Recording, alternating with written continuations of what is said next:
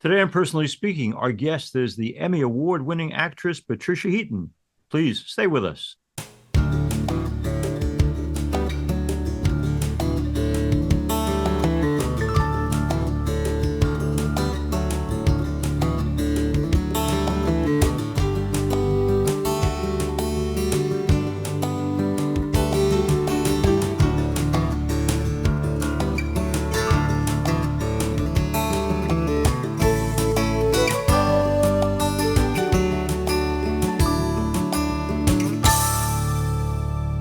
Hello and welcome to Personally Speaking. I'm your host, Msgr Jim Lisante, and Emmy Award winning actress Patricia Heaton joins me now. For the past 25 years, Patricia has created memorable, lovable, and relatable characters on television.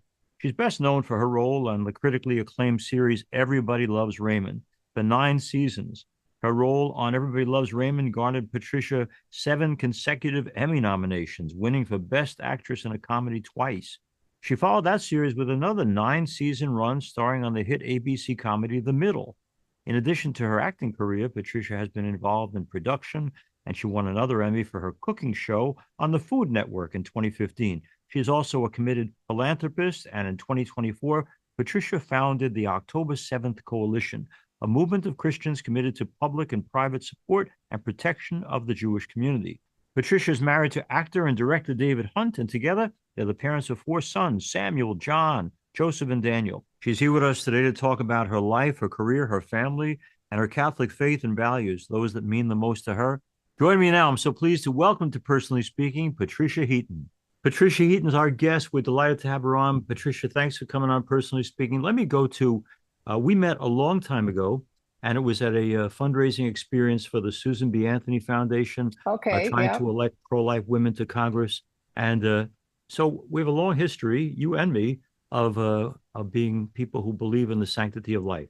So I know one of the issues that has been an issue you're very much in front of is the important connection between Catholics, Christians, and Jews. And I'm thinking of our time on this program with Kathy Lee Gifford, or not long ago, we had the new ambassador to Israel, Mike Huckabee, on. So we're all on the same page there. We all love life. We want to see life protected. But now we have the situation in Israel. We know what happened last year in October was a horror, was a genocide, was an evil, evil thing. Now we have the situation. I want to know how you handle the question, because this is what I get all the time. Okay, so we have over 1,000 Jewish people who were killed just for being Jewish. Terrible. But now we have 30, 40, 50,000 people in Gaza, many of them innocent people who have been killed. And they say to me, how do you justify what Israel is all about at the moment? I love Israel. You love Israel. But how do we defend the destruction of innocent life in this war against Hamas? Maybe you have an insight I haven't had. I think Hamas started an unprovoked war. Yeah. They murdered innocent civilians in their homes and burned, raped, slaughtered, and stole men, women, grandparents, children, babies, Holocaust survivors. And they've taken these hostages, and they could have returned them on October 8th or 9th or 10th, or had every day last year to return them, and this would be over.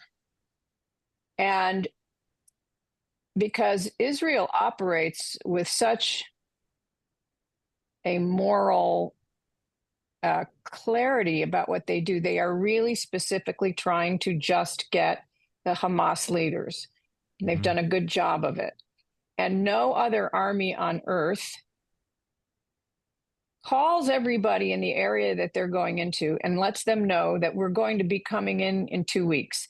No other army drops pamphlets in those areas to say, we are going to be coming, you need to leave. No other army on earth then provides a way for people to leave and puts up a temporary camp for them. No other army is required to provide electricity and water and food to the people that are holding their citizens hostage.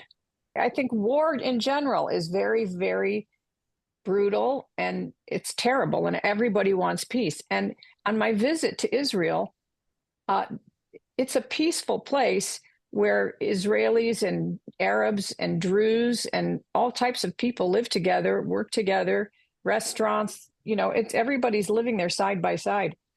And so there isn't anybody in Israel who doesn't want peace. If you go over to Palestine, what they want is to kill the Jews and rid the land of Jews. So Patricia, that's what the let me that's what ask the you, terrorists want. let me ask you a follow-up question, because you raised it yourself in other interviews, and it intrigued me when you said it. Patricia Heaton is a Catholic Christian, and she is raising this issue to defend our friends in Israel. But you've said that many of your closest friends in the Hollywood community who are Jewish are not outspoken on this. And it's an interesting thing when a Catholic woman says, I care about the people of Israel, while there's silence in some quarters from the Jewish community. Have you gotten to the heart of why anyone who is Israeli or Jewish wouldn't be into defending Israel? I can't answer that. I'm not Jewish, and so I think when you are Jewish and you're American Jew, as opposed to an Israeli Jew, or you're Right. a liberal Jew out in Hollywood, as opposed to maybe a conservative one in the South, there's all different aspects and things that they're dealing with. It's the same way I can't say, because I'm not Black, I can't tell you what it's like to be Black or to have to make those decisions. I'm not Jewish, so it's hard to say. I know that I've been asking God to give me some guidance in the last 2 years about the direction of my life, because our industry right now is very slow. And I've only been doing, some small acting jobs here and there. And I feel when October 7th happened that this was an answer to that prayer request. And I feel that, I can only speak for the fact that I've been called to activate this organization I created after October 7th is called O7C, October 7th Coalition.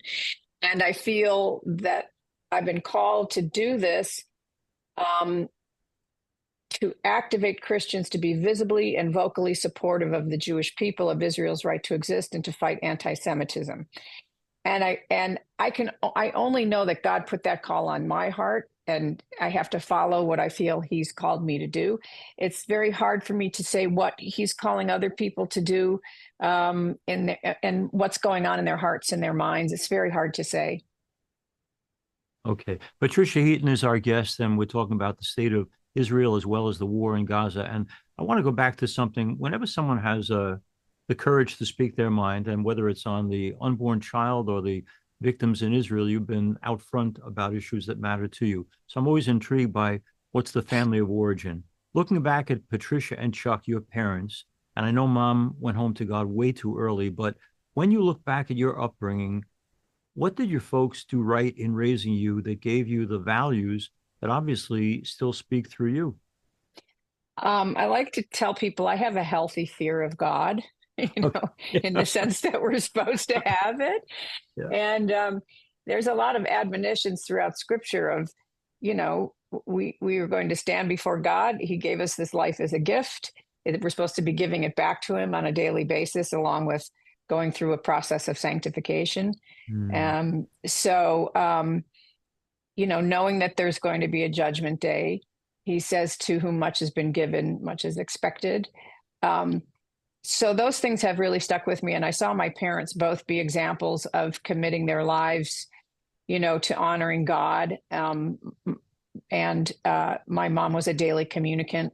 I remember watching my dad every month paying the bills, and he was kind of a nervous guy about money. He had 5 kids in Catholic school on a newspaperman's salary, but he Right. always wrote out checks to Marinol Missions and to Boys Town. And, I always saw that. He never really talked about it, but I saw him always doing kindnesses for people who were less fortunate. So I think those things really stick with you. And then, our origins are Irish, and there's just sort of a fighting spirit there, which has to be channeled properly. It can get out Right, of right, hand. right. So, and I also think, 6 years ago, I asked God to take drinking away from me. And I think that had a lot to do with what he's using me for today. I think he was just preparing me. We have there's a lot of alcoholism with Irish people and Catholics, and so I could see for myself it could become a problem. I could see that in myself. And I really love bourbon old fashions. So I had to ask the Lord to take it away from me because I was not going to be able to do it on my own. And so, and he did. And I think that was a big part of having a ready spirit to be able to serve the Lord in the way he needed me in this time. I'm half Irish and half Italian, so I perfectly well understand what you're saying. And I always say when you're Irish and Italian, you have the best of both worlds. Half of you sins, the other half feels guilty about it. I'll let you figure out which is which. Okay. Yeah. Let me ask you this too, because every weekend, thank God, I have the privilege of witnessing weddings and stuff, and I'm always intrigued by the courage it takes for anybody to get married, because all you know is the past. You have no idea what the future holds, and you're saying, "I promise to love this other person always and forever, no matter what." David's your husband. You've been together a long time. I just got to ask you, if my kids, when they get married in church, I say, write me an essay. Why, of all the people in the world, you think this is the one God has chosen for you? What does David have that made you say, I can do life with this guy? A British accent. We love those. Yes, we do. I think Dave and I did it all wrong. We were just sort of like confused actors and, obviously attracted to each other and what have you. But I think we have the same foundational beliefs. And especially when kids came into the picture, it's tough. Marriage is really tough. And to stay together for a long time is it takes some work. You have to have a sense of humor. And in those times when you're really frustrated with each other, and it happens for everybody, and there have been times where we think, I don't know if I can do this anymore. Right. And sometimes what I would, kind of picture is like sitting the boys down and telling them like, we're going to separate. And the thought of that would be just unthinkable, really. I couldn't do that to them. There's that. Yeah. And then we had just like too much stuff to split up. The thought of that was always like, let's stay together. Yeah, We got too much less stuff. complicated. Yes. But you just have to have a longer vision than just today or next week. It's sort of it is the question, how can you serve God better being together with this person than being without them or being single? I think you have to, and sometimes you learn that over time. It isn't apparent to you as you're going. So, and just recently we started praying together every day. And that's something I've been studying the Bible, and he's gone to men's Bible studies, but we did some praying together, but we've been doing it every day. So I use my little, app, whether it's Hallow or the Conference of Bishops app that has the daily readings on it. Right. And then just read through and then, and just pray together. And that makes such a huge difference. I encourage any married couple it can sometimes feel awkward. Sometimes we're not used to being that vulnerable with each other, but it's been really great. And it's made a big difference. You can really feel the difference. Like even in your body, your attitude, you just feel like the Holy Spirit is really kind of comes alive when you pray together. Patricia Heaton and her husband have 4 boys and 2 Old Testament names, Daniel and Samuel, 2 New Testament names, Joseph and John. How are they doing? They're good. They're between the ages of 24 and 31. Wow. 3 of them seems to be serious relationships. Okay. Let's see. 2 of them have jobs. One's looking. One's in Singapore and works as a drummer. He's in Singapore on a tour right now. Okay. Yeah. So they're in that searching phase of their life, trying to figure things out. And anytime I get a little bit like, oh, why aren't they married? Why don't they have a regular job? I mean, I think about myself in New York City at the age of 28, and in the seventh of the 8 sublets I had in 9 years, sleeping on a futon with 2 other, people sharing this apartment, while all my friends were married and had kids and jobs and cars and stuff. So I have to remind myself that, my dad fretted over me too, and worried about health insurance and settling down. And, kids just have to go on their path, and you just have to pray for them. Well, related to going on that path, have you and David figured out, is there a magical way to take the values that mean the most to you and to somehow or another get them across to those boys that you love? You really have to pray for them. Someone, you have to, they see how we live. They see us going to church and tithing and what our charitable work and things like that, and how we are towards each other and towards other people. So I think that those unspoken examples are very big. At somebody a few years ago, I was working on a movie set, and the hairdresser's mom was on the set with taking care of the hairdresser's baby. And at the end of my filming, the hairdresser's mom gave me a letter, and she said, "I've been praying for you every day when I drive back to the hotel from the set." Wow. And I just feel like God wants me to give you this letter. If you want to read it or not, go, it's up to you. And one of the things the letter said was, pray for your boys. It had a long paragraph about keep praying for your sons. And so I think, other than being a living witness to our kids, we need to keep praying for them the way St. Monica prayed for Augustine, right? Yes. So I think we have to there's so much out there in the world that you can't control. Yeah. And that we've never had to deal with growing up. What they have with the internet and everything around them, the political climate right now, there's so much they have to deal with, and the economy is tough right now. So we just need to really pray for a hedge of protection around them, and that the Holy Spirit will really it's come prayer to them. and an example. Teach them by showing, and also prayer for them. To show how long ago it was that we had met at that gathering for Susan B. Anthony, was you were going through your Protestant years then. I said to you, are you a Protestant? And you said, well, I'm going to a Protestant church. But she said, Monsignor Jim, as you know, once a Catholic, always a Catholic. Yes. And so you are. Yes. Well, listen, there's this roving Opus Dei priest in Los Angeles named Father Paul Donlin. Okay. And he finds Catholics and yanks them back into the church. That's what happened to me. And Dave became a Catholic through Father Donlin. Wow. Okay. Good man. Good man. Yes. Yeah. He came over to our house every Sunday and did catechism with us. Wow. Yeah. I'm liking this guy. I think I should have him on the program. I want to know. Yeah, you should have him on the program. Yeah, because he served in the Gulf War, and he's fantastic guy, really smart. Oh, I'll bother you for his contacts because he sounds like somebody we want. Let me ask you this too, because we had just before you, we were on with a guy who's starring on Broadway in a new musical called Maybe Happy Ending, and he's talking about the fact that 34, that he's concerned about. This is a youth culture, this world, and in our business, especially youth is lionized. And I'm 34. He said, I wanted to smack him one. That at 34 he would worry about it, but because I was 30 yesterday, and then suddenly 70 happened. So I don't know how that. But how about yourself in a world that does put so much emphasis on look and age and track? How do you process it? If we're alive, we're going to keep aging, hopefully. Otherwise, we're checking out. Yes. So how do you put it in perspective, especially for a woman, beautiful woman like you? How do you put it in perspective?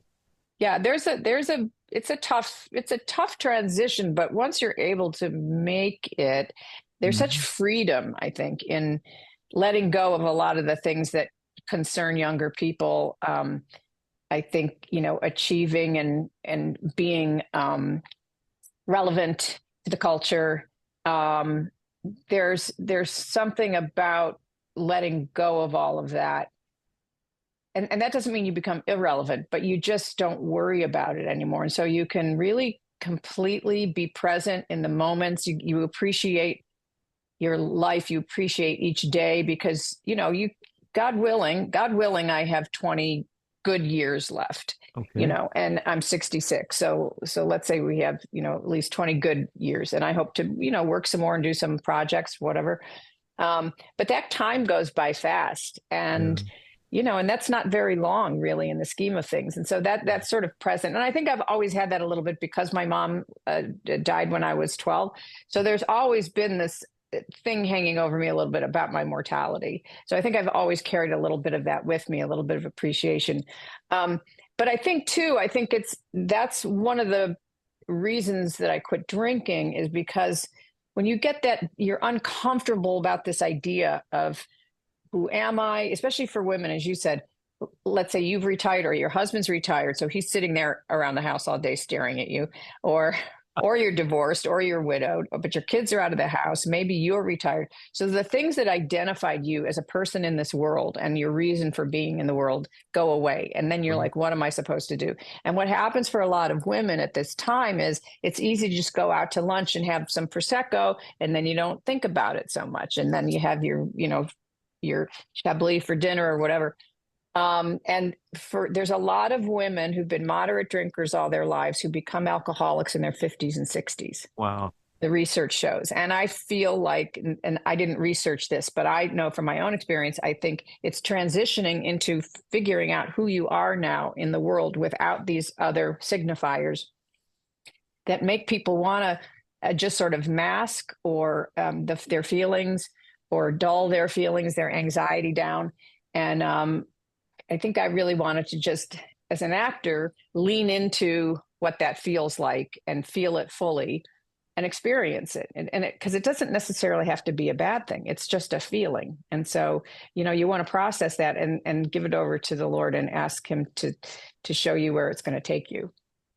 When you're up against issues that are not always popular, like the sanctity of life, I remember the first interview I did 100 years ago was with the wonderful film director, Frank Capra.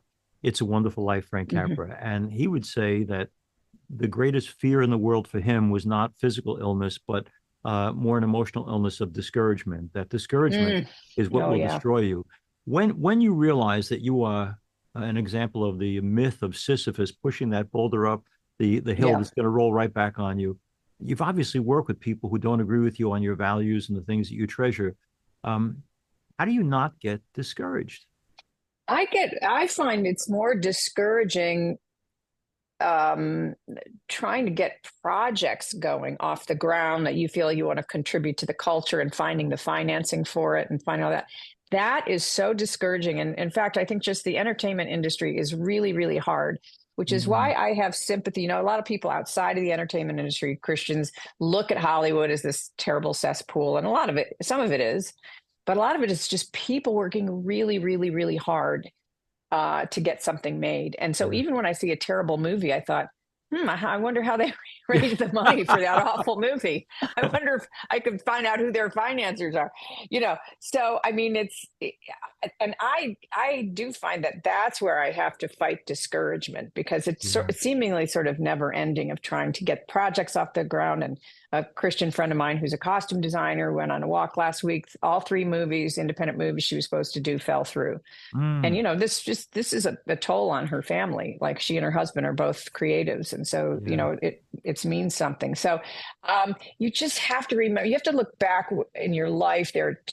God came through for me in such a big way with, when I moved to Los Angeles, I didn't have an agent or a manager or a car. And I had 1 commercial on my reel. And I'm sitting talking to you here today, having 2 very long running 9-year, incredible comedies that were family oriented and the highest quality of writing. And that was all God moving in my life. And so I continuously remember the promises and remember what he's done for me. I think, what happened in the Old Testament, the Jews kept forgetting what God had done for them. They kept forgetting his promises, and they kept forgetting what he had done and how he rescued them. And we all do that. We all do that. We forget, and we have to continuously remind ourselves. And we also have to just be thankful every day. We have to find the things we can be thankful for in the day that we're in, even in the midst of suffering. We have to remember that. I promise we're going to wrap soon, but I got to ask you, I have lived through interesting leaders in the church, John Paul II, St. John Paul II, and Benedict. And I go back to even John Paul I, who was only Pope for a month. But now we're in this age where we're very heavily influenced by Pope Francis. Some people loving what he stands for, some less so. Where does Patricia Heaton see the papacy at this point? Do you look at Francis and say good stuff, or does he make you nervous? He's a little bit like Trump in that he kind of says stuff off the cuff that he shouldn't be saying. But there's I don't know something if to he's that. drinking wine on that papal plane when he's with all the reporters, but nobody needs to cut him off. Um, so, he's just a man of such incredible influence, like any president. The people listen to every single thing he says. So you have to be really careful. So I would just say sometimes he just says stuff that sets off a firestorm. Yeah. But I think he's very clear about the sanctity of life. He's very clear about caring for the poor. Mm-hmm. I know he just talked about wanting to investigate genocide in Gaza. And, a statistic came out today. I think there's now the population of Gaza has gone up a number of percentage points since the war started. Wow. So that's not genocide. Yeah. There's no genocide being committed there. Genocide is targeting a specific group to kill them, right? To take them out. That's not what Israel's doing. Israel's trying to get their hostages back. So things like that, I didn't think that was appropriate for him to be investigating Israel about a genocide. But he is sort of a socialist from Argentina, right? So he brings his own thing. And he also, when he talks about immigration, he doesn't understand what's happening at our border. So I met him a couple of years ago. It was, it was wonderful to meet him. But I have some disagreements with him. But the church is the church, regardless of who's the pope, right? Yeah. So it's I feel that way also just about, generally speaking, our election system. Our system is pretty strong. Yes. I mean, I think we're teetering around some dangerous areas here if people don't start trying to unify and listen to each other. Yeah. But I don't worry too much about this. I want to thank Patricia Heaton for being with us on Personally Speaking. Patricia, it's been a delight. Thank you. And we hope to do this again so we can talk some more about the issues that matter. You're the best. Thanks, Msgr. Nice to see you again. Thanks for being with us on Personally Speaking. If you need to reach me for any reason, you can do that at personallyspeakingpodcast@gmail.com. You probably listened to this program on the Catholic channel, 129.